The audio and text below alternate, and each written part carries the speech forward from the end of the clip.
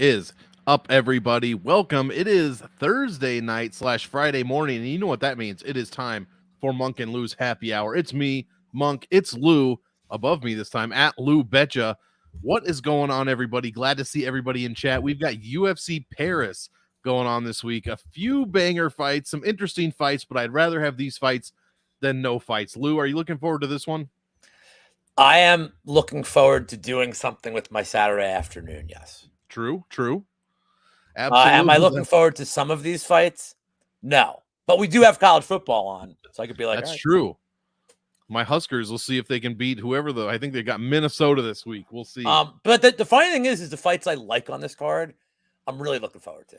Like Benoit Santini against Moises, the main event, Fioro Rose, those top three are awesome. And the Vulcan fight, which we'll get to, could be hilarious and just in so many ways. Yeah, lots of Frenchmen on this card and women, lots of debutantes on this card as well. So it should be interesting. Before we get started, let's shout out the chat. Jussie in the house, Alex Ramirez taking notes as usual, Moises in the house, Patrick, what is going on? He was in the nickname show as well. Kristen, glad to see you. And Moises, yes, let's go crazy for sure, guys. Before we get to the breakdown, sir, if I may. Daz in the house. Yes, you may. I said this at the end of the last show I did. Also, by the way, if you guys want to laugh, go watch Props to Consider. Just started at the 4-minute mark. It won't take long. You'll know why. All you need to know is Mushroom was on, and that maybe that's my last show ever. I might be the last prop show I can do. I don't know, but it wasn't me, and it wasn't me. No, once. But I did announce the end, so I'm doing a new show tomorrow. It's going to be recorded. If you guys could just give feedback. I know not a lot of you bet other sports, but it's going to be my best bets for the weekend. A lot of you guys know I cap soccer, NCAA, NFL. It's going to be my best 3 bets in every sport that I'm betting for the weekend. Nice. So, I'm going to record it tomorrow, but typically I'm going to go live in our old time slot at 5:30. Any games you want capped in any sports or any of the fights. And I'm going to do more than just here are my top 3. I'm going to be like, here's why some of these aren't in my top 3, or here's why I couldn't get to this bet. So as usual, I'm going to say it's sponsored by Royal Dance Danish Butter Cookies. It's not. If Gold Powder wants to step up, if Jimmy's John's wants to step up, I'm down. I'm available. Wawa?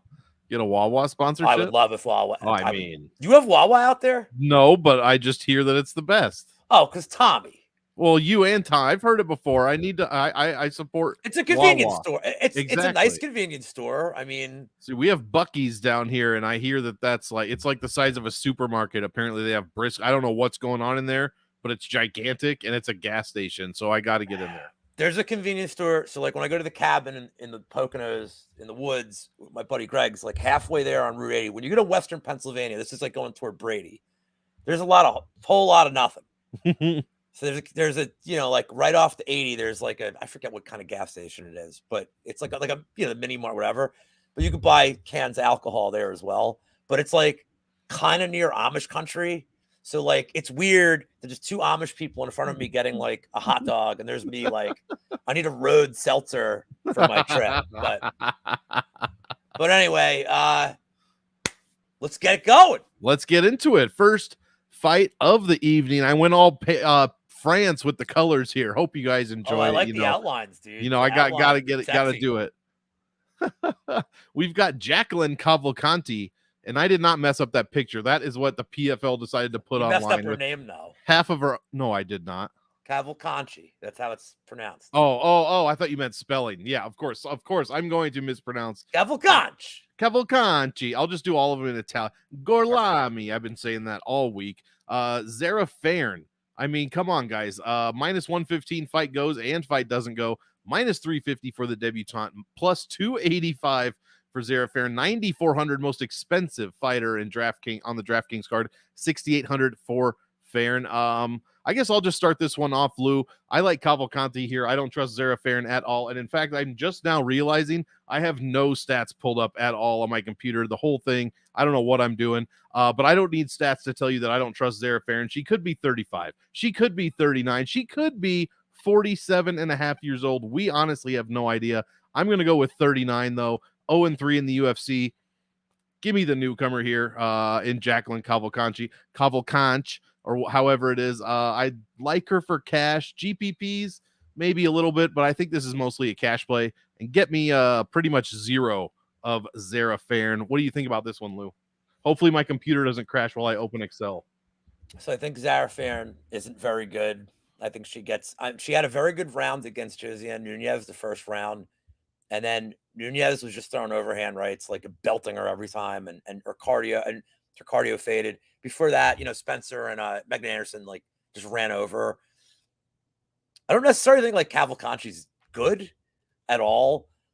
And that's my biggest problem here is that you look at like some of the tape and who she's beating, like this Melissa Croden she beat, like, oh, like she's 4-1, it looks good. But like Croden's facing 1-0 and 0-0 people. Like this Milancevich is 1-0. Like Kutsenko is 6-8. Like Jindrova, who like might not end up being terrible. I mean, she got fed to Julia Budd, lost decision, got fed to Kayla Harrison, and got destroyed. Like, no surprise. That's her one loss decision. What I don't understand here is like these unders. I mean, these under, like the under 115 here is so strange because Nunez hits like a ton of bricks, but Nunez really has like didn't finish Ramona. Well, she should have finished Ramona Pasquale. I think the ref could have stopped that. Yeah. But Nunez didn't stop Faron. And they both have like horrible cardio. Faron's is ridiculously bad. Cavo-Conte's, I don't know, and she's making her debut. I'm going to say this a couple times today. You worry about the adrenaline dump, about making your debut in the UFC. She's the road team here. You look at the odds and you look at just the fact that this fight doesn't go is really strange. Everything about the odds tells you that Cavo-Conte inside the distance is the way to play it. It's plus 115. I don't know, man. I don't know because I don't want to bet on this fight. But the one thing that bothers me is like her cardio gets really slow after the first round. I think Cavo-Conte wins. She's got a tremendous youth advantage here, which the metrics in the UFC, I mean, 13 years is crazy. So I think she wins. But I don't want to play a finish prop. I don't want to bet this fight. And I wouldn't even parlay it. Like, I'm just... Oh, no. For the sake of the show, I'll pick her. Because I'm never picking Faron here. But if... I don't know. No, nothing. I'm not even going to say what I was going to say. Let's just move on. Yeah, that's the old saying, never pick a Faron. So, I mean, everybody knows that one. Next fight, ferocious Farid Basharat taking on Kledson Rodriguez. Kledson moving up to the bantamweight division to face Basharat here. Minus 160 fight goes, plus 130 does not go. Another huge favorite, minus 360 for Farid, plus 295 for Rodriguez here. 9,200 on DraftKings versus 7K. Lou, how do you see this one going? Okay, so this one, hey, what's up, Anthony W? Good to see you. So this one I have. So this is one of the few bets I have. I do have Basharat parlayed with somebody else we'll get to later on the card. I'll just say I have it parlayed. I haven't parlayed with Fioro. Just so you know, I got it like plus 105. I know you look at this line and you're like, oh man, Rodriguez has been explosive. Like he's almost 3-1. Like, yeah, there's a lot of things I don't like. So first of all, he's missed weight twice. And so he's being forced to move up. And I think that all of his tape at 125, like the dude just looked like a powerhouse, was pretty fast. He's not going to have those advantages here at 135. I'm also not convinced. What's up, Zach? Not convinced that Rodriguez is going to have this special stuff at 135. Also, if you look at this tape that I think is applicable here, you get nothing out of the Shannon Ross fight. The Vergara fight, he totally gassed, but also he gets hit to the body a lot. Like he does not like getting hit in the, I mean, nobody likes getting hit in the stomach, but like he doesn't protect it. He never blocks. He's wide open. And Vergara, who I don't think like hits like a ton of bricks, started tagging him. It got him tired. The takedowns became easy. Basharat is so... I am higher on the Basharat brothers than I think most. I think their fight IQ is off the charts for their development level. He's fast. He's a sharp striker. He's patient. Takes his time in the first round. Mixes in takedowns perfectly. He's going to know when they're there. He's going to work the body the whole first round. I think... So Basharat as a parlay piece is fine. I think Basharat gets his first finish in the UFC here. The round 3 submission is plus 1,300. I'm taking a stab on that too. I gave that away on the prop show. But I'm just really high on the Basharat brothers in general.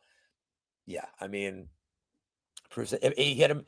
Clayton hit him so hard that Jesus Aguilar was able to one-punch Ross out of there. But I just think Basharat will have all the advantages on the ground. I mean, if Vergara was getting these takedowns easy, and he's not a wrestler, what's Basharat going to do to him, man? So, you know, I love what I see from both Basharats. The only thing I don't like is his nickname is terrible compared to the Snow Leopard. That's true. The Snow Leopard is like an awesome nickname.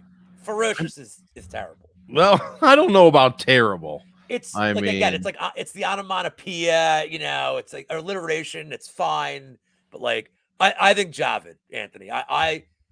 But you have to understand that I think I'm a little biased here because I had like a massive bet on him in the Contender Series a couple of years ago against Oren Kalin. With the guy that called him a terrorist, right? Well, he missed weight, and then he called him a terrorist. And Basharat could have had him out of there at the end of the first round, and he just fucking took his time, dude.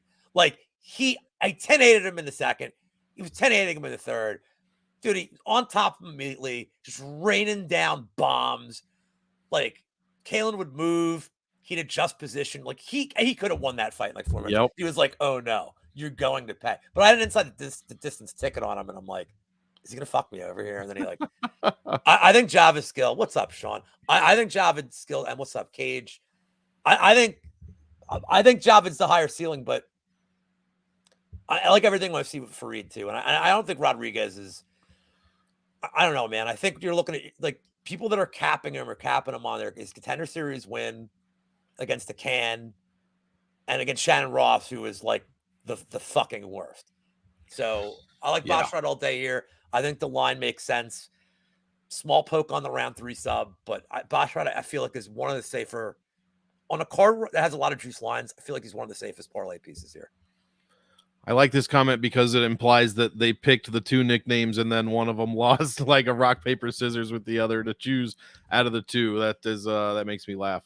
I don't know. Obviously, yes, I agree with pretty much everything you said. The only thing I'll say is that I will have more Cledson Rodriguez than how you made it sound. And I don't mean that as like a slam or anything, but I just think I'll be a little over the field just because he has scored obviously throw the Shannon Ross fight out, and he got beat by CJ Vergara in a very close fight that maybe could have gone either way, but he scored either way. He scored 60.5 points in that loss, and he outscored CJ Vergara in that fight. If you take away the win bonus that Vergara got, he outscored him by like 7 or 8 points. So he is constantly, and I know it's only 2 fights and one of them really doesn't count, but he's constantly scoring well. He's putting up decent numbers, very good pacing, just under 5 points a minute overall at distance and just over 4 points a minute inside the distance. So I think the longer this one goes, the better chance Rodriguez. I just think we're undervaluing him a little bit, and this will tell the tale at the end of the fight. But I think at 7K, he's worth a shot rostering this week. That said, I hate the top end of DraftKings this week, so you don't necessarily have to go dumpster diving. But if you need a guy that's possibility to score well, even in a loss, and in a win, he's going to score pretty well at the low salary, make optimal lineup possibly. And in a loss, if he puts up 40, 50 points, that would be fantastic. Because I do think this one goes longer. I think Lou mentioned a round 3 finish. I'd love that for Rodriguez's chances at least to score decently well. I mean, Vergara almost had him out of there. So yeah, it's tough. And the Shannon Ross fight, you really have to throw out. I completely agree. The other thing is Basharat only scored 81 points. He landed 3 takedowns, controlled 67% of the grappling time, and he did not come anywhere close to paying off that salary. So exactly, Sean, if this goes the distance, I can't guarantee that Basharat's going to pay that salary. That said, for a parlay piece, I don't mind it, but for DraftKings, I have questions. Can I make a comment about this though? Sure. Blackshear is a very tough guy. Yep, that's the other thing to score against. Like, I wouldn't look at the Blackshear fight as how good he is as a grappler, because Blackshear is really talented on the ground. So, yeah. And Basharat, to his credit, I feel like Basharat played a little safer than usual in that fight as well. Probably smart to do so. Seeing what Blackshear's look at this jabroni that came in. Jerb City. He's gonna work the body bad, dude. Yeah, that could definitely happen. Here's when, the forced move up to bantamweight is a bit scary. Here's one that I really don't mind fading. One of the only fights I'm actually going to be fading on the Lou does that from time to time. He's got some good points here and there. I will see you guys in November for my next good point. Yeah, we've got Jocelyn Edwards here, and no, I did not highlight her hair blue. That is what color it is. Against Nora. Actually, I don't know what color it is now, but that's what it is in the picture. Nora Cornell, or Cornhole as everyone's calling her. Minus 145 does go the distance, plus 115 to finish inside. Minus 122 for Edwards, the slightest favorite over the plus 102 Cornell. What do you think about this fight, Lou? I was going to type it because I thought it was your turn. I'm just going to let you know, if you don't think I'm doing like a $5 cornhole zucchini parlay just to say that I had a cornhole zucchini parlay. Hey, I don't run a nickname show, but if I did, if I ran a, unnamed last name show, I cornhole zucchini, or zucchini cornhole. Like, ooh, I like zucchini cornhole. All right, so I got a couple things to say about this fight too. So I'm going to steal my friend Aaron the dog's. I'm going to steal one of his comments. There's a couple of the guys in the chat that, all from the Aaron learning tree, the Just My 2 Cents learning tree. The Twitter echo chamber this week. There's 2 of them. One of them is a lot of people betting Jocelyn Edwards. They're saying they are. The line really hasn't moved, but minus 122, I guess it has moved now. A lot of people. Now, I don't get it, and I'll tell you why. So she doesn't fight a style that I think judges like. The Pudilova fight, I mean, Twitter was outraged. She lost that fight. Right. So she lost that fight. And she missed weight in the Pudilova fight. Yeah, she's missed weight a few times. She missed weight against Ji-Young Kim, fire fifth. And that was a close fight. And then Ramona Pasquale is very, very bad. She's a very bad fighter and is there to get hit. Edwards doesn't have tremendous volume, and her get-up game is bad. On the flip side, you have Cornell, Antonio Margariti, who seems to have some okay grappling. I don't like her entries. Grappling's okay. But I don't think Edwards' get-up game is good. So if Cornell gets on top, could just win a lot of minutes on the ground. Her striking is not great. It's not good, and she shouldn't do it in this fight. And I have to worry, again, about the adrenaline dump, making your debut, hometown hero. So what I don't understand about why people are betting Jocelyn Edwards this week is this fight goes the distance being minus 145 is like wild. It's wild. It's so low. I think this fight goes the distance at a way higher clip than 55% or whatever the hell it is. Oh, I got a Yam Bag special on this one. Don't worry, guys. Oh, like, I think this fight goes distance at a very high clip. Like, where is this number coming from? Is Cornell like gonna submit her in the first? Edwards isn't finishing her. Nope. With what? Edwards couldn't finish Ramona Pasquale, who like literally does nothing except stand there. And Edwards couldn't finish. Like, Edwards isn't getting a finish. So if this thing goes the distance, do you feel good about having a Jocelyn Edwards ticket? I don't. I wouldn't at all. So if you want to bet this fight, which I, don't recommend, but I took a prop, the split decision prop. Typically for a low-level women's fight, it's going to be plus 350. It's plus 450. So I love it. It's plus 700 Edwards. It's plus 1,000 Cornell. So I might take the stab on the split. I just don't want to care. But like, if you guys in chat want to chime in, I'm curious about your thoughts. Why do you think minus 145 for fight goes the distance in this fight? Does this make sense? Like, this line is weird. Am I wrong that this is like, no, like, I know, no, Moises is like low level. Yeah, right. Like armbar from guard. Well, Jocelyn Edwards isn't going to armbar her. Yeah, like 6 UFC fights for Edwards, no finishes on either side. I'd be pretty surprised to see a finish here as well. I'm going to be fading at least Jocelyn Edwards. She has no good DraftKings numbers at all. She has no wins at 100 points or more. She has no grappling time. I'm not even going to get into the specifics. She has no grappling whatsoever. And you have to pay $400 more than her average salary this week. So I'm not interested in Jocelyn Edwards. I mean, like Pat said, when she loses, she wins. I could see her winning a decision, but I would not be comfortable with it. I guess if I have to pick a side for DraftKings, it's going to be Cornell. But I mean, how many fights does she have? 7? Like, yeah, I'm not interested. Well, 7 in the cage, but from everything that I read, 50 on the streets. Undefeated in the streets and in prison, like D-Rod. And she only wins fights with her left arm. That's why she only has the sleeve there. I mean, she's so she's such an amazing fighter. She clotheslines hose and wins. Yeah, scared to bet this one for sure. It's a trap. I mean, who knows? I wouldn't put my money anywhere. I mean, there are a ton of people are on Jocelyn Edwards here with their money. That's crazy. They're like, she's got like way more experience in the UFC. It's true, but dude, she's fighting people that are like Ramona Pasquale is not. Dude, UFC. she lost to fucking Jessica Rose Clark. She lost to Jessica Rose Clark. That's when Jess Rose was like, that's when we liked her. I mean, I don't not like her now, but she's just 11-9 and it's terrible. You know what I heard? I heard that Jess Rose Clark, her type is Texans that are bald, that have sweaty heads. Dude, I say something about Jessica Rose Clark likes bald men with sweaty heads, and Monk left immediately.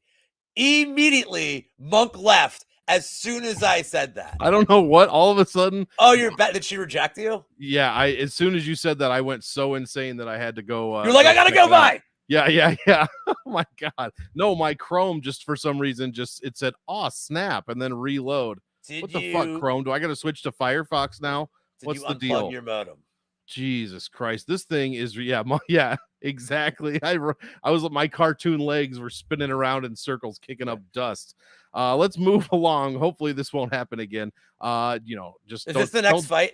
You said you didn't want any part of that. All right. Oh yeah, I did. Yeah, this is the next one. Angelusa taking on Reese McKee, the return of Reese McKee. A nice welcome gift to the UFC. Here, fight Hamzat. Like, what kind of shit is that? -120 does go, -110 does not go, -159 for Angelusa, +139 for McKee this week. A very wide DraftKings salaries here for these guys.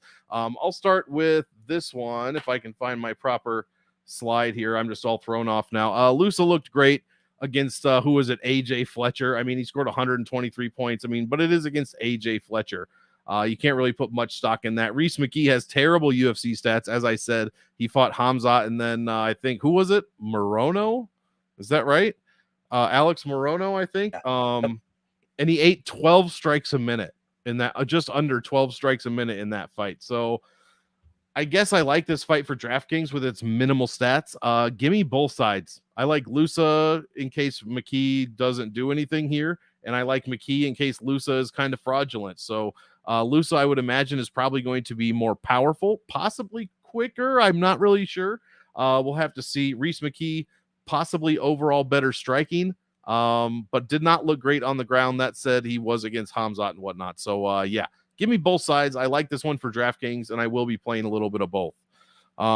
This is every half of the people say, why isn't McKee a favorite? And the other half say McKee sucks. I'm not saying just you two. Like, that's what I've seen across Twitter this week. So I don't know what to think, Lou. Okay, so I like another over here. And this was the first bet I put in this week. As soon as it came out, I got over 2.5 -140. And I don't bet overs a lot because I don't like clenching my butthole, unless I'm getting paid. I don't like clenching my butthole for more than 12 minutes. So let me get this out of the way, that I think people assume that this is a binary fight where if Lusa just goes for takedowns, the fight's over. I don't necessarily think it is. I don't think McKee's get-up game is good. I don't think his takedown defense is good.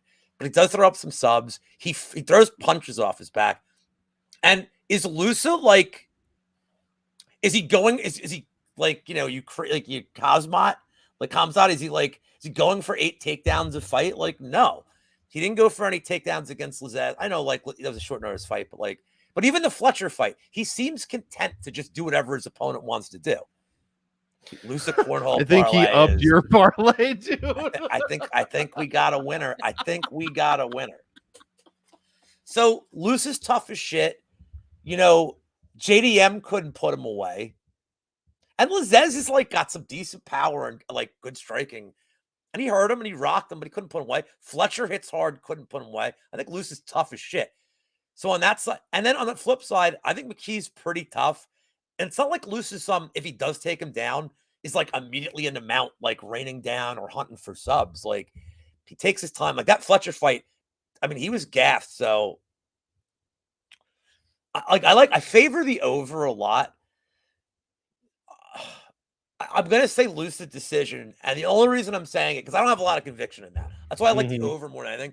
The only reason I'm saying it is Rhys McKee's never won a decision. Now, to be completely fair here, I believe I want to look at how many of these there were. He had, I can't remember if this Burlington fight was 5 rounds. Yeah, that was 5 rounds. So the Burlington fight and the Wallhead fight were 5-round fights.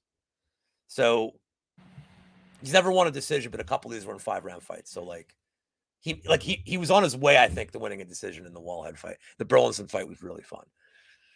So I think he could win a decision here. If Lusa just doesn't go for takedowns, McKee could just kind of tee off on him for 15 minutes. And Lusa just won't go down.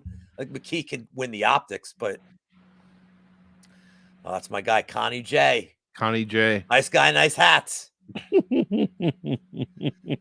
He wants me to do a watch along with him this weekend, and I'm like, dude, what the fuck, man? Like, I just got back into I'm just easing my way back into content. Now man. do a 7-hour stream. Dude, I got like 3 invites, like the fucking Chronic Combat guys, like pounds. They're like, "Are you back? Oh, you want to come on?" Well, dude, like, when's your show? 9 minutes? Like, come on, man. Like, no, that didn't. I mean, they did ask me that morning. I'm like, no, I'm good. But like, yeah, I like the over here. I think it's pretty safe. I don't know what it is now. It was minus 140, but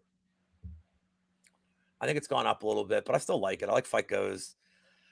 I don't want to bet a side here. Look, if I have to bet a side, I'm taking McKee because I just don't think that. I don't think either one is great. I'm just saying I can't assume that Luce is going to go for a bunch of takedowns. Right. Like again, we don't have like the proof that he's like some fucking wrestling machine. That D1 Lusa coming in here, like he should be, but we don't have proof that he is. So like, if you're betting Lusa, why are you betting him? You're betting him because you're assuming he's going for takedowns. Well, if they go for takedown in the first round, you don't like it. Like you don't want to hold that ticket. But very, very true. I'm just laughing at that. Who is TC? Our group chat is fun. Oh, okay. It's fun. Nice. It's a fun, interesting fucking, I mean, Moises is in there. Obviously, it's interesting.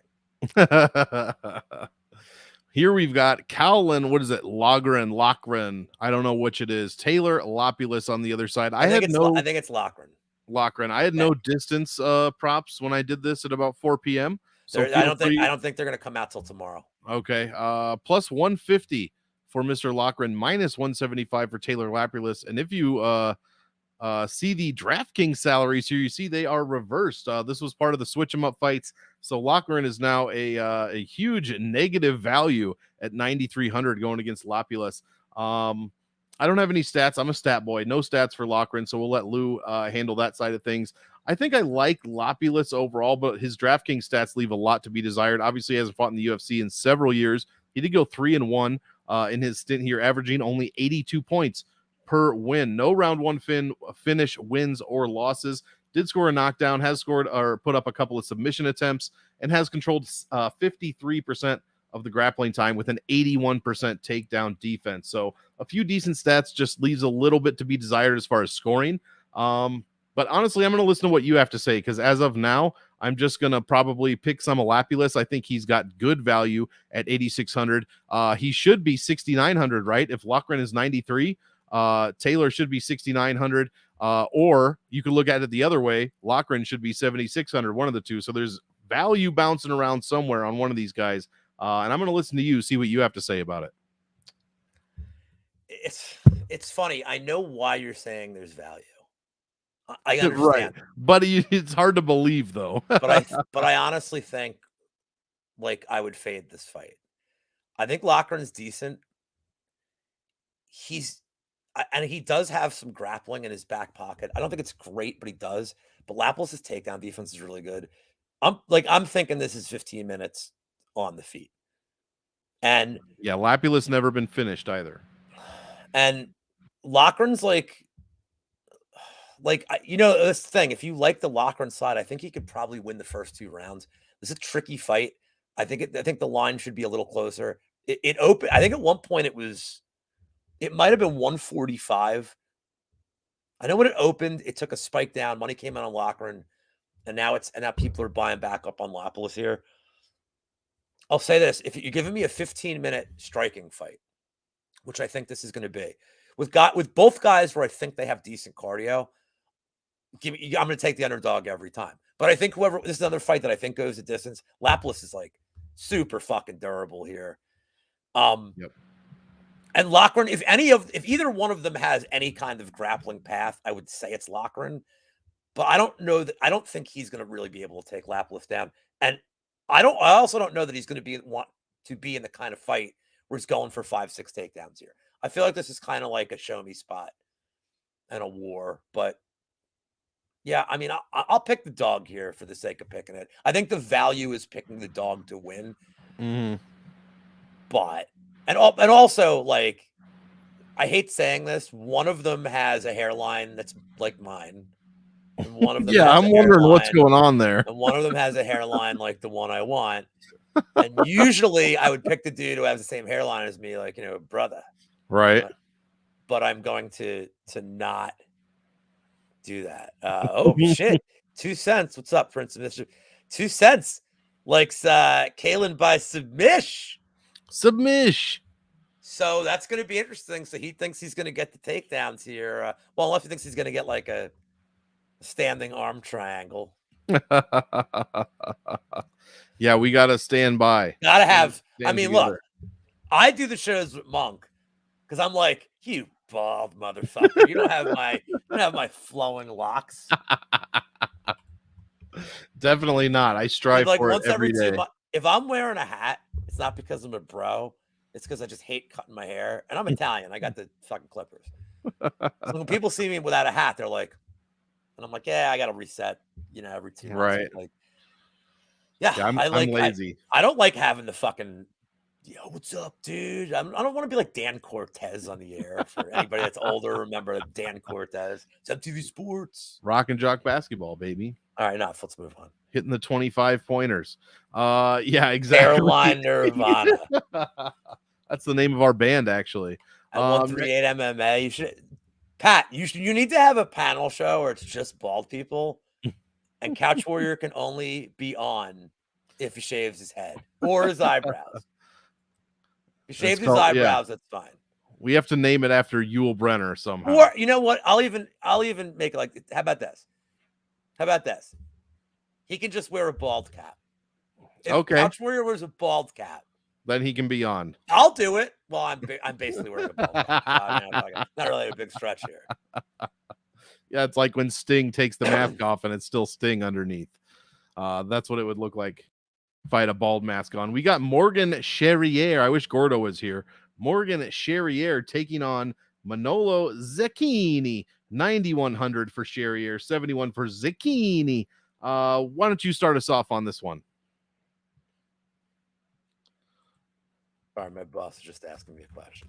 This is what happens when you work for a company that's in Australia. They're like, what? It's prime hours for us. I'm like, do you want to put the next slide up? Oh, yeah, maybe. I'm a professional. Oh, now look, this is where you lack professionalism. If you didn't have a picture of him, you literally could have put a fucking zucchini right there, dude. I failed. Oh, no. Nice I'd like to apologize to everyone on the behalf of MMA Engine. I've let you all down. Maybe a nice summer squash even would have been nice here. Dude, okay, I really fucked up there. It's okay. I'll give you a prop I have for this. So this line is he's a base fighter. This line I think is pretty wide. I think Zucchini, at least, he does have some power. He's kind of fast. He moves well, and he's a fast starter in the first round. Those are things that I like about him. The problem is like he goes off a cliff quick. He goes off a cliff like pretty quick. His cardio, like he's got about 7 minutes of cardio, and then he like really comes off a cliff. Cherriere, who, despite what Mushroom thinks, is a man. Yep. Morgan Cherriere is a man, despite what Mushroom would tell you. I'm a man. I'm 40. Yeah. Do you know who says that? It's funny how many people say that, and I'm like, none of you watch college football. Like, how do Mike you know? Gundy. Yeah, man. Yeah. All right. I think Cherriere, like, he's definitely like the more versatile and well-rounded striker. Like, he kicks better. He's durable. So I'm going to give you something that I think is if you have Betway, I don't know if Juicy Q is still here, but he's like the expert on like finding lines that don't make sense. Oh, there he is. He says Morgan has multiple wins by heel. Look at 3. Okay. Betway is still dropping like a plus 800 or a plus 850 on the Cherriere sub. I think if Zucchini starts getting tired, I think the grappling is going to be there. I know Cherriere hasn't had a sub in a while, but like it could be there like with a gassed guy. If there's going to be some grappling and the guy's gassed, you know, at plus 800, I think it's kind of a mispriced prop. And it's plus 375 in a lot of other books. So if you can find the plus 800 on Betway, I'd take a stab at that. I think Cherriere wins. Honestly, probably wins by decision, but he said he's going to slap chop that Zucchini. He's going to. All right. So, yeah. So if he's going to, let me ask you guys a question in chat. Please chime in, because this has always been a topic of conversation with my girlfriend. Of all the ShamWow Vince products, what do you guys like the best? Is it the ShamWow, the slap chop, or the Shticky? I don't even know what that last one is. The Shticky is like a what the fuck? Why can't I think of those? The rags, like the the thing you said it's a lint roller. Oh, okay. So we got to vote for ShamWow. We'll tally these up. I think ShamWow's more popular, but I think the sleeper pick is slap chop. Oh yeah, I see. It's not even. I like the slap chop. Yeah. Same here. And I love the examples because it's all like he does the same fucking thing, but with just he's like, "Do you like apples?" Wham! Now they're cut. I don't know how to put a poll up. Can you do that on this shit? I don't know. If anyone knows, it's Lou. The tape seal you slap on a leak. What is that shit called? I forget. Oh, Phil saws a boat, and yeah, that's true. He can float around on top of a screen door as well. You know what I haven't said in a while, and I know I can do this at least. Billy Mays here. Billy Mays here. Yeah. Oh, do you know the Billy Mays story? Yeah. You told me before. Okay. It's great. I love that. Can I give the 30-second version for chat? Yes, please. Okay, so I worked for a company. Dude, why can't I think of the fucking name of this company in Montgomeryville, PA? But it was the warehouse where all the products from those were sold. It was like, so I was there on like a 1-month consulting project as an IT guy. And this was a week after Billy Mays died. So it's really sad there. It's my first day, smoking a cigarette outside. One of my coworkers from the company I was sent with and 2 other guys. And these kids drive by. They got to be like teenagers. And they just get close to like where we're standing. They're like, Billy Mays sucks cock. The guy's got his ass out the window and they just drive away. And like, I start cracking up because it's awesome. It's funny. Look, I like Billy Mays, but it's very funny. And they just looked at me like, I don't think you're going to work out here, dude. I've been there for like an hour, man. An hour and a half. It's like a first fired for laughing. It's like my first cigarette break. They're like, I don't think it's going to work out, dude. Like, we gotta send you back for like a newer model. But poor Billy Mays. I got to think of the name of where it was. R.I.P. Billy Mays. No, Chukagian's Quakertown. And I'm just going to let you know, if you've ever been to Quakertown, PA, she looks like she's from Quakertown, PA. My home girl, blonde fighter. The Snuggie. The Snuggie's a good one, too. Yeah, man. You go to the bar crawl in a Snuggie. Yeah, I got no stats for this. I like Morgan Cherriere, I guess, his experience. He's 28 fights, 27 years old. Yeah, and I really just, my biggest regret here is failing to put a picture of the Zucchini up. I promise to be better. That is what I promise to you. Next fight, William Gomes. I'm taking heat on this fight for sure. this week, going against Giannis Gamori. This is the other half of the mix 'em up fight. Again, no distance props, minus 213 for William Gomis. Why is he standing like that in the picture? What's it's like he's sticking his dong out. It looks like he's imitating a human like being. Like he looked at them standing and he's like, I can do that. Or almost like a Roger from American Dad type of pose. I don't know what's going on there. Giannis Gamori plus 183. Big time salary savings here, 8,400 for Gomis and 69 for Giannis. Yeah, exactly, Pat. Very mischievous for sure. I'll start this one. I'll keep it short. The stats here suck, so I will just give you the one stat that I like, guys. This is an unnatural salary, meaning the total salaries do not equal $16,200. That has happened 25 times since 2021, and someone's made the optimal lineup 21 of those 25 times. Now, when the salaries come in under 6,200, which this case it's 15,300, 17 of 19 optimal, guys. That's almost 90%. So I know Gomi sucks. He's fucking super low volume. I understand this, but get some of both of these guys in your lineups just for that stat. I've got my Johnny mask on this week. I'm following the trend, and we'll see if it bites me, but I'm going to go way over on this fight strictly because of the salaries. Lou, are you betting this one at all?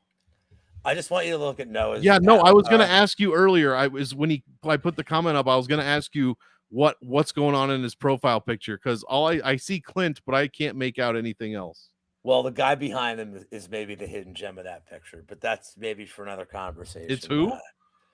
I forget his name, but it's a thing. It's a whole thing with this guy. It's like, he wearing a diaper? Somebody in chat knows his name. Moises will put his name in chat, or one of these guys will. Who are the other people? I don't know. All the same guy? I don't know. I don't know who the other guy is. Why is Clinton? I have so many questions. It's a lot of questions that's going on. I did notice it though. I think these guys are like basically the same fucking guy. The way they fight, they're so similar. They're so low volume. They both have grappling upside. They both make fights like horrendously boring. Whenever the Gamori plus 3.5 comes out on your book, this fight's going the distance. Yeah. We don't have lines, but I'm going to guess that it's, there is an over, or is that? I think it was minus 240. Let me just make sure. Oof. I think it was minus 240. Fight over 2.5 is minus 240. So I'd play like whatever the spread is. I think Gamori can steal around here, doing literally the exact same shit that Gomis is doing. So I have nothing more to add. I don't want to bet this. And yeah, that's it. Well, let's keep it moving, because here is where the card starts to get interesting. Volkan Oezdemir taking on Bogdan Guskov, the hybrid of NoHo Hank from Barry and Anthony Smith. And yes, I did say that live on YouTube before Martian did, so don't say I stole it. Why don't you start us off on this one? Because, well, you know what? Fuck it. DraftKings, you just play this fight, man. I like Oezdemir more, but play this fight. Both probably, either one could win by KO in the first. That's my opinion. Love this fight for DraftKings, and I'm siding with Oezdemir because I think Guskov is a fraud. Go right ahead, Lou. I mean, there's a couple under 1.5 at minus 135 out there. I'm seeing some love for the dog here. And, but like, and people are, well, Volkan's done. He's looked so bad.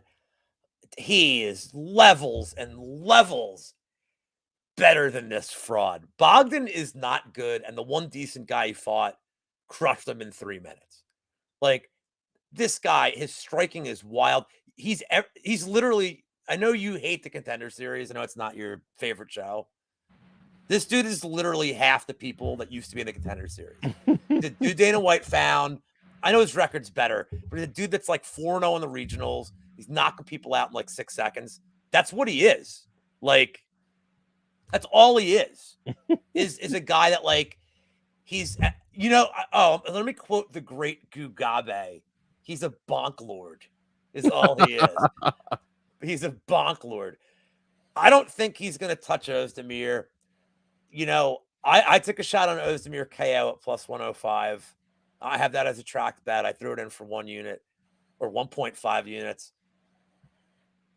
Jesus fucking Christ. That's Bogdan. That's live shot at Bogdan.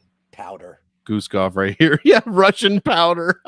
Like, fuck this guy. I mean, I just think Volkan, like,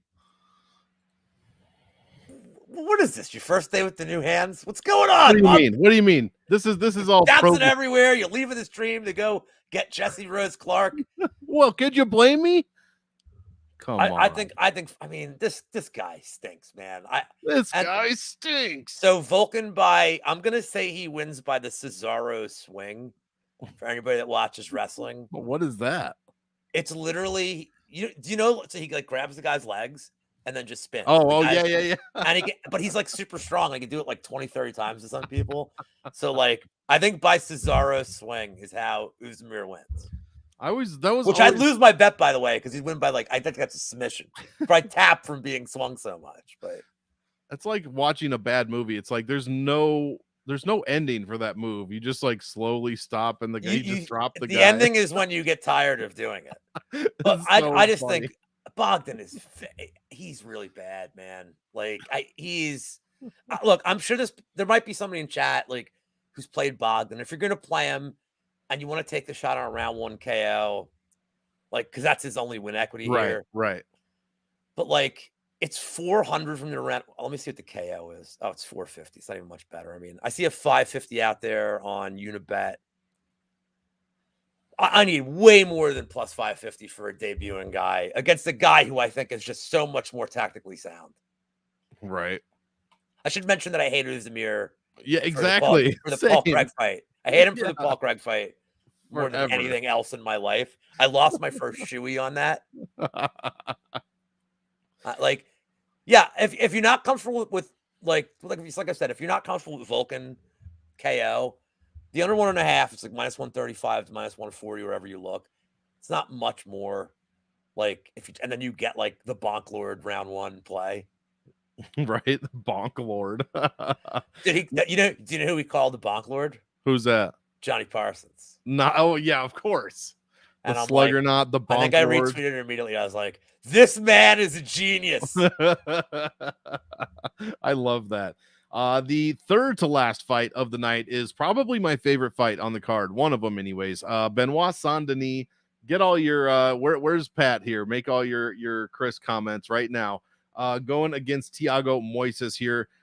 I like this fight for DraftKings, but I like it much more for the Sandini side. I know his strength of schedule isn't the best with the people that he's fought since he's been in the UFC, but he did look, I mean, he almost got murdered on the feet. That fight should have been stopped 40 times against what's his name, Zaleski dos Santos at welterweight, but he also scored like 43 points in that fight and he got almost murdered. So that's a shitload of points for a dead guy. Sandini after that dropped back to his natural weight class of lightweight, and he's been tearing shit up ever since. 118.5 per win. I mean, 14.5x average value controls, 85% grappling time, 86% takedown defense, knocking people down, throwing up subs. But now he's got his toughest opponent to date in Thiago Moises. I mean, the guy's a veteran at like 28 years old. He's looked good recently, but he's looked good against Melky Costa and Christos Giagos. The rest of his fights, I mean, he scored well over 100 points in those fights, and his average is still only 80, which tells me that he's scoring very low in other fights, like Alexander Hernandez, 51. That's almost as bad as William Gomes. I mean, come on. So, yeah, I like Sandini much more for DraftKings. So give me Sandini in DraftKings. Moises I'll have a little bit, but I just don't trust him to pay off the salary. His average value per win is less than 10. I like 7,700, but I'm going to tread a little carefully is what I'm saying here. How do you see this one playing out? Any lines that you like here? Yeah, I tipped out Santini at plus 290. I tipped it out yesterday. Okay. I put the bet in 3 years ago. Wait, I was like plus 290. What? I'm just trying to see if I'm doing it right. How everybody else on Twitter. Yep. You know, no, dude, I bet it like 3 weeks ago. Yeah, I had it at plus 290. So first of all, this line is crazy in that he goes from, this is a crazy. Okay, leave this comment up because I think this is interesting. So I'm on the Moises side, but I think this fight goes distance too. I think this is a war. I think Moises. Yep. Look at the guys that Moises has lost to. So there's 3 losses I want to talk about with Moises. Joel Alvarez, who just steamrolled him. Yeah. Alvarez is also like a fucking monster. Like, and I mean like a giant of a man, like that should not be fighting like at 155 or whatever. Then you have Dariush and Makhachev, and I'm grouping them together because these are guys that they're the guys that had grappling success. And Makhachev didn't have, especially if you look back to it now, Makhachev did not have it easy with him. Like, took his time. Right. That's how you do it. Yeah, we're all on a hilarious book. So now, just my 2 cents made another point. This is where I'm worried about my bet. If it does go to the decision, who has the optics? Unless the only way that Moises wins the decision is if it's a very, very clear, like 30-27, where Santini's every takedown's getting stuffed. He gets tired. Moises is just having his way with him on the ground. If this thing's standing up for 15 minutes, I favor Santini winning the optics with aggression. He's a reach advantage too. But Moises is a really good striker. And I think, and you just brought up the Giagos and Costa fight. Hey, man, they're both coming off really impressive wins. So, like, you're right. Yep. So I think Moises is a strength of schedule. Santini seems to be the flavor of the week. That's why I can't bet him, like, for real. But I do think it goes the distance. And I think Santini probably wins. But also, I want to mention this, ladies and gentlemen, is your Yam Bag special of the card. Ooh. Lefty versus righty. And last fight, you know, look at why did Santini win last fight? Wailing kicks to the body. I mean, just Bonfim was like, keep hitting me. Eventually, it's not going to work. No, he just kept kicking him in the body until, you know, that was it. Like, just kept wailing him. I think it's going to work here, but open stances, they're like 2 inches apart in height. One of those low, I'll tell you right now, one of them low kicks hits Moises in the, you know, the unmentionables. He's going down. He's going down. And he's going to not be happy at all. Plus, you're gonna have a fight with a lot of grappling, so cage grabs are in play. But I don't see that. I see more like a kick on the Santini side. So yeah, I took Moises at the price. I don't love it. I went small on it too, but I think I went more on it that I can show this ticket and be like, all you fucking touts, that just ain't the nut shot. All these, we got to get Juicy Q on the show, man, dude. Yeah, I think so. Funny. We got to get him and Jared Curry on just one episode because I don't think I don't think either one of them has done content. And they both like rip shit up and chat. Like, right. We got to get them on for like, you know, like special, like you and I take a seat back. We'll monitor the screen. Ooh, I like this. I'm a good supervisor. Yeah, that's all we have to do. We'll just fucking, you know. Yeah, we have tenure. Yeah, it's like an Impractical Jokers. Like, nah, the crew's. Yeah. Doing now you go up to that guy in the supermarket. Or it's like Jackass. It's not so easy, is it? It's like Jackass. We're bringing in the new blood, like I took Moises, not a lot of conviction, but I really do like the fight goes. Even like let me see what's fight to start round 3. Let me take a look at what that is because it's, you know, look, you're buying yourself 5 minutes here. Mm-hmm. To start round 3 on DK is -135. So if you think this fight can hit the 3rd round, which I think it can at a pretty high clip. Again, Alvarez just murdered Moises. Santini's murdering like Gabriel Miranda. Like, if this thing gets out of the 1st round, I think it gets tactical, and I think it gets really interesting. And then that's when I think we start seeing the take. I'd be surprised if we see a lot of takedowns the 1st round. I think it just stays on the feet. I think Santini comes out to whatever French's version of "I am a real American" is. Like, and he says, "You got a real Frenchman." Fight for baguettes. Yeah, fight for. I don't know. I don't know what they're fighting for, but yeah, I don't know either. All I am no fan of the French, by the way. You've got a match with the Undertaker, Playboy. That's one of my favorite. Voulez-vous scrambled eggs, Grandma? You know what I mean? So anyway, yeah, I mean, also, like, just remember that Santa. Oh, is Borshev the ref? Can we have confirmation if Borshev's there? He hates Benoit Sandini. Well, no. Or he loves him. Yeah, he loves him because he didn't call the fight, and then he awarded him. Then he took a point off of Dos Santos for I don't know. He was beating him up too bad. He's beating That's him what up too bad. He got a point deduction for like just murder. He got I a point think deduction so. for hurting a military hero. Yeah, exactly. You can't do that. Next fight, co-main event of the evening. Fucking damn it. Man and Fioro taking on Thug Rose Namajunas. Plus 150 does not go the distance. Minus 180 goes all three. Minus 200 for Man on Fioro. Plus 170 for Rose. And the DraftKings salaries are priced appropriately to those odds. Lou, what have you got for this one? Start us off here so you can take us home in the main card. Okay, so I hate Rose Namajunas. Like, I kind of do too. Fighters of all time. Like, just everything about, like, just looking at her. I'm the best. Right now, like, I can't with her. Like, and I know people are taking the poke on her at like plus 150, 160 that I've seen. The screen name Boob is tremendous, by the way. I'm a very big fan. It's simple. It makes sense. The best screen name of all time on these things, by the way, is Local Man Shakes Fifths. I think it's my that and Jock Tits. Well, Jock, I was gonna say Jock, who used to be on Wheezy stuff that Wheezy to this day swears was me, and I'm like, it wasn't. You know, I'm owning it if it's me. Like, it wasn't. Oh me. Yeah. I hate Rose Namajunas. She hasn't fought 18. Now there's a lot going against her too. She's Dixon Cider is definitely a good name. Dixon and I are good. Dixon Cider's where I'm mad at him now. Where the fuck is he? This is usually like he's usually not on these chats this late anyway. Well, he was a no-show for the nickname show. Maybe the heart, and we didn't have Tommy today either. But Tommy, Tommy's trying to have sex with his happy wife. 10th wedding anniversary. What the hell? Tommy. Oh, okay. Tommy and Vanessa, if you guys watch this. Yes. So anyway, we haven't seen Rose in about 18 months. She's moving up in weight. So I don't like either one of those two things. I also question how motivated she is because the last time, like, she's won and lost the title twice. So, like, I think there's like a mental thing. So, I have a prop on Fioro around 2 KO because I think I'm going to manifest it. Like, I want to see her knock. Fioro has a couple round twos in her career. Namajunas, got the head spike, the slam in round 2. I think that Namajunas is going to try to grapple here. She'd be crazy not to try it. Mm-hmm. She's definitely a better grappler, but I don't know if moving up she's going to have the strength against Fioro, who is super strong, moves well. She's kind of hard to trap.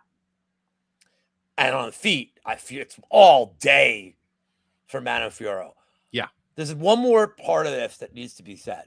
So it seems like the title shot will be either the winner, like if Fioro wins or Blanchfield. And I think Fioro has to win convincingly to kind of, because Blanchfield's win is, I'm going to be like, we'll get a live. I may hop on the companion stream with Johnny. I was going to say you'll be like what? Which I may hop on with Johnny and Pat to be like, oh, I'll fucking call this one and be like, yes. I don't know, man. It's a lot I don't like there and the whole camp and everything. And not only that, but like that camp last time, man, like I forget who was talking about this on one of their shows this week. This is so true. We're like, Pat Barry's like, you're doing great. And Whitman's like, no, you're not. Like, and it's like, they're like, it's weird. Like the whole dynamic of all that. It's like, weird is the nicest way to put it. Like, yeah, if you're gonna go home with her from the bar at 2 a.m, I'd have Uber open on the phone. Like the second you're done, you hit that button, be like, oh shit, I forgot. I gotta go. Yeah, I gotta go work thing. I gotta go lift weights. Yeah. Well, if I look like Patrick, that would be believable. But so I don't like the move up. I don't like the inactivity. I don't like the headspace. I definitely don't like the striking disadvantage. And I just think Fioro has to have a big win here at home. Give me the round 2 KO. She's parlayed with Basharat. I think I have 2 units on that. Yeah, I'm with your manifestation there. I'd like to see that happen. I don't know if I hate Rose as much as you do, but I definitely don't like her. And in fact, I really do like Fioro. I think you nailed it. Her and Blanchfield, man. I mean, those are the next two, right? So Fioro's got decent stats, and in fact, her inside the distance pacing is really surprising to me anyway. You think of her as just a striker, but she has 7 points a minute inside the distance, allowing just 1.6, 83% takedown defense, relatively small sample size, but still, and 86, almost 87% of the grappling time she's involved in, she controls. My only issue is she's only 10xing her average salary, so she's not ever really scoring a ton of points for the most part. Meanwhile, Namajunas putting up decent numbers. 6 of her 9 wins have been over 100 points, and she's $800 under her average salary. So I was looking to fade Rose going into this week. I still think that Fioro's going to win. I'm still going to pick her, and I'm still going to roster Fioro in a lot of cash games. But for GPPs, I think the play is actually possibly Rose Namajunas a little bit. So I'm not going to fade her at all. I still like Fioro for the win, like I said. And I'm hoping Lou's manifestation comes through. Round 2 TKO would be really nice for Fioro to see her, finish a former champion like that instead of go to decision. I'd really enjoy seeing that, especially against Rose Namajunas and Mr. Pat Barry in her corner. Next fight. We did it, guys. Hit the like, hit the sub on this channel as well. Come on now. It is happy hour. You're happy. Hit the thumbs up button. It goes right there, and hit the bell as well so you never miss anything from me, Lou, Wheezy, or Brady on the MMA Engine channel. We still got several weeks of fights in a row. No breaks, guys, so be sure to stick around. Gane taking on Sergey Spivak, minus 350. Does not go to decision. Plus 275 does go. Minus 180 for Gane, the former champion. Plus 155 for the polar bear, Nosferatu. 8,775. I'll start this one off so you can finish it. I think Sergey Spivak is the much better play for DraftKings just because of his numbers. I know his opponents. 3 fights ago, guys, he fought Greg Hardy. I can't gas this guy up about his DraftKings numbers, 5 points a minute, all these takedowns, without mentioning that 3 fights ago he fought Greg fucking Hardy. So meanwhile, Gane, say what you want, he looked awful. One of the worst performances in a title fight of all time. But he's also been fighting Jones, Tuivasa. I think Derek Lewis was the lowest on his totem pole lately. So much better competition, but he scores like shit. Only 2 fights out of 8 over 100, only 10x value. And if he gets taken down by Spivak, big if, but if Spivak's able to get him down, what the hell is he going to do, man? He got taken down by Francis 4 times on one leg. So don't give me this shit about how John Jones is just a better grappler, and which he is. Francis took him down 4 freaking times. So if Sergey can get him down, I love Sergey's score for DraftKings. I love it if he finishes inside the distance. Sergey's very hittable, and Gane can knock people out. I know it's only happened 3 times in the UFC. Interesting. I wouldn't mind fading Gane a little bit, but Sergey's chin and how many shots he takes is quite worrisome. So I'm really thinking twice about that, to be honest. Whoever Jimmy, I'm really thinking twice about that. But I see where you're coming from. But I don't know how Spivak goes all 3 rounds, so I don't know if I'm fading this one as a whole. Spivak's my play for GPPs. It'd be awesome if he won. It's risky. What do you think about this one, Lou? Take us home with your main card, your main event hot take. So I did VB's show on Tuesday. You were in the chat. Yep. I did. Gene Hackman hosts that show, if you guys didn't know. but like pre-Superman Gene Hackman. Or I'm sorry, post-Superman. Yeah, like enemy of the state Gene Hackman. Yes. And I picked Spivak on the show, and I hadn't really Alex is going to really like my pick then. And I hadn't really, but I even said, I'm like, I don't really have any confidence in this. Like I lean, like gun in my head, I'm betting Spivak, but I don't have a bet yet. And I even said, I got to do more work on this one. And the more I went over it, the more I thought about it and watched tape, something occurred to me. And that is that if you look at Gane's 2 losses, you're, by the way, he's the second most famous Moldovan fighter. The first, of course, is the proletariat bear of Moldova, who is just my 2 cents favorite thing in the world. The proletariat bear of Moldova. This joke will not get old for me. There's actually a Chikara pro wrestler. There's a fucking dude with a bear head. Like, all right. They're like, sure, we're out of ideas. They already had a tree and a dragon. Like, I don't know what my name is, do with a bear mask. Put proletariat in there. Oh God, look at so this is what was in Noah's picture, by the way. Is this Who is that person? it's Illinois Bigfoot, obviously. Oh, okay. I mean, it looks like an amalgamation of two people I know somehow. So Comrade Lou. So my whole thing here is the two guys that beat Gane. With Ngannou getting the takedowns, Gane had to minus P's and Q's with the power. He knows Ngannou could still put him out one shot. So he had to defend against both. Gane's still pretty young into his career. Keep that in mind. Like, he's still relatively young in development. Especially for heavyweight. Against John Jones, you absolutely have to mind your P's and Q's with the striking, because he's got the most unique striking and some of the best striking like in the history of the sport. And an 84-inch reach. And he manages his range well, which Gane had probably never fought a guy that managed his range so well. Well, Spivak doesn't have that. He's not worried about Spivak on the feet here at all. There's no threat.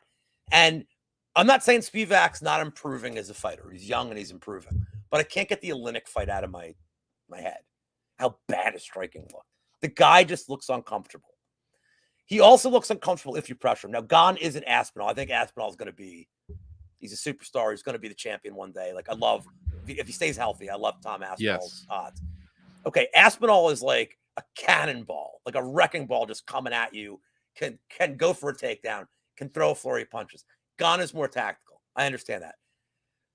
But all Gane's camp has been doing, you'd have to think, is protecting against takedowns. What's Spivak's main takedown? It's a body lock. Yep. Okay, that's something easier to defend than a guy like Curtis Blades, who's got a humongous wrestling pedigree and knows how to shoot from short distance and like get you down. Yep. Every second this is on the feet, Gane is just going to be piecing him up, working the body. I think Spivak's not going to get takedowns. Even if he gets takedowns, it's not like Spivak's an instant finisher. I know what he did to Lewis. I get it. But like, Spivak isn't like going to finish him in like 9 seconds. I think Gane would be able to fight. If he stays close to the cage, he's going to be able to work his way back up. He's going to avoid taking a lot of punishment. The longer this fight goes, I favor Gane. I like Gane round 3, round 4. It's plus 550 on DraftKings to play the groupings. If you want to do individual parlays, that's fine. But I think Gane gets him out of there. I think it's only a matter of time. I will say that I'm really kind of shocked that Fight Doesn't Go is only minus 350. I saw if under 3.5 was minus 250 on my book, and I'm like, oh, wow. It's weird to me. It's a heavyweight fight where I don't think Spivak has the cardio to go that. Yeah, there's a narrative thing there too. But I mean, I know, I realize, like I said on the show, I could see a weird decision if Spivak just gets takedowns, doesn't do anything with them. But I think with the stalling rules, don't be surprised if Spivak gets a takedown in like 10 seconds. They're like, work, gotta work. All right. Yeah. Especially in France. Yeah. So, well, actually, do those rules apply in other countries? I have to check my French MMA handbook. Yeah, please do. But I believe this might be fought under Austrian egg rules. Okay. Which you fight in an oval and the ref just makes up a new rule every minute. And I think this is under the Austrian egg rule set. Sure. I mean, okay. I'm picking Gane to get a KO round 3, round 4. I just think he's going to eventually wear this guy out, go to the body, get Spivak super tired. Gane's gas tank is good. Yeah. And if he does, Gane's got the 5-round experience too. Like, that's true. If he does go round obviously he didn't need I don't it know in how the Jones fight. The Jones fight he did not need. No. Well, that's going to do it, guys. We did it. All 11 bangers on this card we have gotten through. Please check out Game Theory on the MonkMMATics channel. All 11 fights broken down from a DraftKings perspective. I was on Pub Sports this week, the DFS Army Killshot podcast today, nickname show today, and then my favorite show of the week, the Happy Hour. So thank you guys so much for tuning in. Lou, tell the people what they need to know. No, I'm on Twitter. My name is Lou Betya there. I'm doing the new show tomorrow. Please go check it out if you just want bets for across the board, or just even watch the UFC part, because I'm doing graphics and shit. Monk saw. I've seen him. Did stuff. He did stuff. And I don't have any art talent. So I'm going to do a couple things, but I'm going to do some college football picks, some soccer picks. Soccer is really my specialty. I kind of suck at UFC betting. No, I'm just kidding. I'm all right. But soccer, I think I'm better doing it longer, more seriously for longer period of time. So I'm going to give my best picks when NFL comes in next week. That'll be thrown into the mix too. And United, hey, we won a game. I'm happy. We're fine. We're back. There you go. We're back. We're so back, baby. We'll just spend $100 million and buy another fucking dude. That's what United. Yeah, the United way. The United way. Just buy people. But and then go watch the prop show. It was a half an hour. Mushroom did mushroom stuff. Yep. And it was he fun. did. And that's it. And then I don't know. Next week's a pay-per-view, so I'm sure people are gonna ask me to do content, and I'm gonna not want to do it. I'm gonna be doing it anyway. I'm gonna go right back into how many shows you got this week, Lou? 9. How'd that happen? I don't know. Not certain. I'm not certain how I got on 9. I have 8 on Wednesday. Too. Yeah. Back to back to back to back to back to back. I'm gonna find a way to just multicast. To 3 shows at once. Be like, that's a great question. Insert name. I just have to make sure that all of them ask me at the same time. Yeah, exactly. We gotta have plants. Or I just pause on one. I'm like, all right. There you go. That seems like a lot, though. Yeah, exactly, Cage. Exactly. Well, guys, that's gonna do it. Thanks for checking it out. Click on the click on the sub on the MMA Engine, and as usual, Lou and I want all of you to enjoy the fight. So enjoy, and we will see you guys in the next one.